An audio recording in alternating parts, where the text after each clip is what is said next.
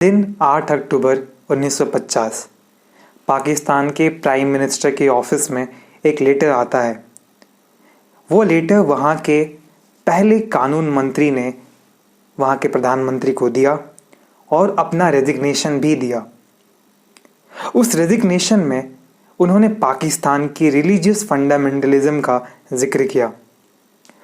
तो कौन थे वो इंसान जिन्होंने पाकिस्तान के प्रधानमंत्री को अपना रेजिग्नेशन दिया और उस रेजिग्नेशन के बाद वो भारत लौट आए? नमस्कार दोस्तों, हम बात कर रहे हैं जोगेंद्र नाथ मंडल की। कौन थे जोगेंद्र नाथ मंडल? तो आइए जानते हैं। जोगेंद्र नाथ मंडल बंगाल के किसान परिवार में जन्म लिए थे और जिनका शिक्षा पूरा बंगाल में ही हुआ था। शिक्षा पूरी करने के बाद उन्होंने दरअसल वारिशाल की नगर पालिका से अपने राजनीतिक सफर की शुरुआत भी की और इनका राजनीतिक जीवन ही निचले तबके के लोगों के हालात सुधारने के साथ शुरू हुआ। देखो, आजादी से पहले सिर्फ अंग्रेजों से आजादी ही एकमात्र मुद्दा नहीं था, बल्कि कई लोगों के लिए इसके अलावा भी कई अहम मुद्दे थे और उसी में बंगाल में जमींदारी व्यवस्था भी एक मुद्दा था। बंगाल की जमींदारी व्यवस्था में पिसने वाले किसानों का मुद्दा, जिसमें ज़्यादातर जो लोग थे वो मुसलमान थे और उसके बाद फिर दलित थे। चलो, अब इस बंगाल के इस डेमोग्राफिक ट्रेंड को समझने के लिए हम ये समझते हैं कि बंगाल में सबसे ज़्यादा पॉपुलेशन किसकी थी। देखो, बंगाल में सबसे ज़्यादा पॉपुलेशन थी हिंदुओं की, उसके बाद आती है मुसलमानों की और फिर दलितों की।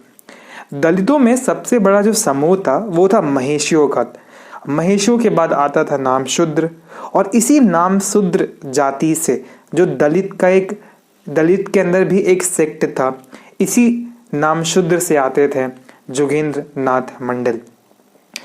बंगाल के जो नाम शूद्र थे उनका जो कनेक्शन था मुस्लिम लीग के साथ 1930 से ही रहा था और जब 11 अगस्त 1949 को मुस्लिम लीग पाकिस्तान बनने से 3 दिन पहले एक मीटिंग बुलाती है, तो उसी मीटिंग में पाकिस्तान के जो फाउंडर हैं जिन्ना, उन्होंने इस नाम शूद्र और मुस्लिम लीग के संबंध को एक सांचे में ढालने की कोशिश की।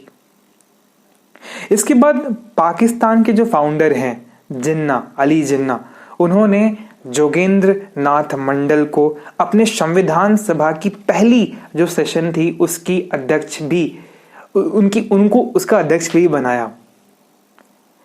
अच्छा, क्वेश्चन ये उठता है कि आखिर जोगेंद्र नाथ मंडल भारत के पार्टीशन के बाद पाकिस्तान क्यों गए?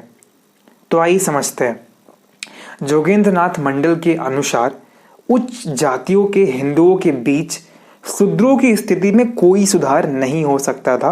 उन्हें लगता था कि जब तक ये हिंदू, ये ब्राह्मण रहेंगे भारत में, और चूंकि भारत में इनकी पॉपुलेशन काफ़ी ज़्यादा थी, उन्हें ये लगता था कि उनके जातियों की, उनके लोगों की स्थिति कभी सुधर नहीं सकती है। और इसी हालात में, इसी कंटेक्स्ट में उन्हें पाकिस्तान एक बेहतर अवसर लगा।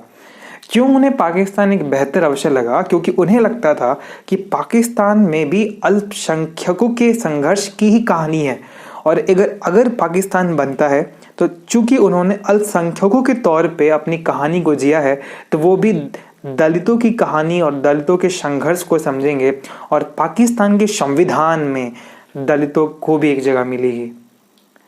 लेकिन समय के साथ धार्मिक राष्ट्रवाद ने, जिसे जिन्ना ने पाकिस्तान को क्रिएट करने के लिए पाला था और सोचा था कि वो उस पर काबू कर लेंगे, उनके मृत्यु के साथ चरमपंथियों को बेकाबू छोड़ दिया गया।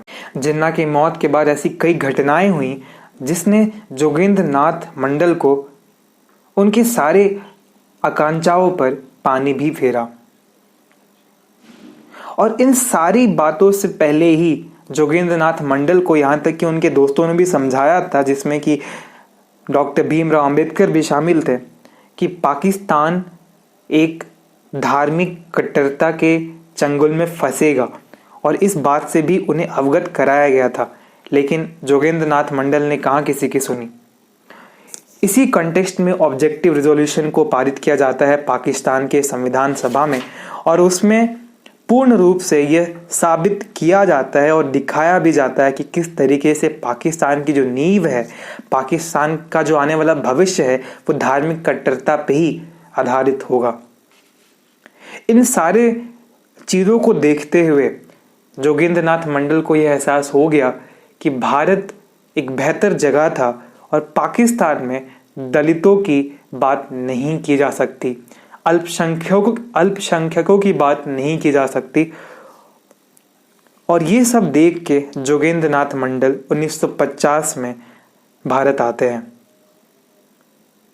भारत आने के बाद अधिकांश समय उनका कलकत्ता में ही बीतता है, लेकिन जब वो भारत आए तो उनके अपने लोग भी उन्हें अब वही नज़र से नहीं देख पा रहे थे। और प्रश्न तो ये भी उठता है ना कि जब जोगेंद्र नाथ मंडल पाकिस्तान से भारत आए तो उन लोगों का क्या हुआ जो उनके साथ पाकिस्तान गए थे।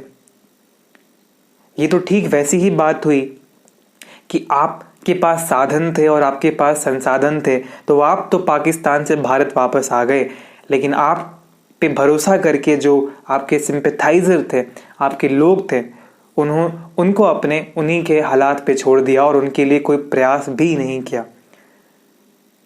इन सारे कंटेक्स्ट में पाकिस्तान जो है जोगेंद्र नाथ मंडल को एक देशद्रोह के तौर पे भी देखता है। और जब वो भारत वापस भी आते हैं तो भारत में भी जो उनका राजनीतिक जीवन है पहले जैसा नहीं रहता है। अपने जीवन के अंतिम सालों में उन्हें एक रेफ्यूजी के तौर पे भारत में अपना जीवन बिताना पड़ा।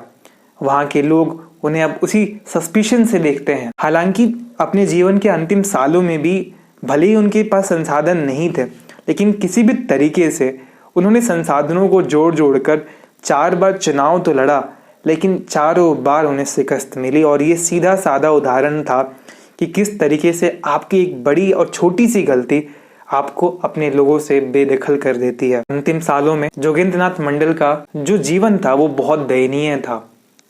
और 1968 में जब उनकी मृत्यु भी होती है तो ये कहा भी जाता है कि उनकी मृत्यु के समय सिर्फ एक नाविक ही था जो उनको देख पाया था। ये थी कहानी जोगेंद्र नाथ मंडल की। धन्यवाद।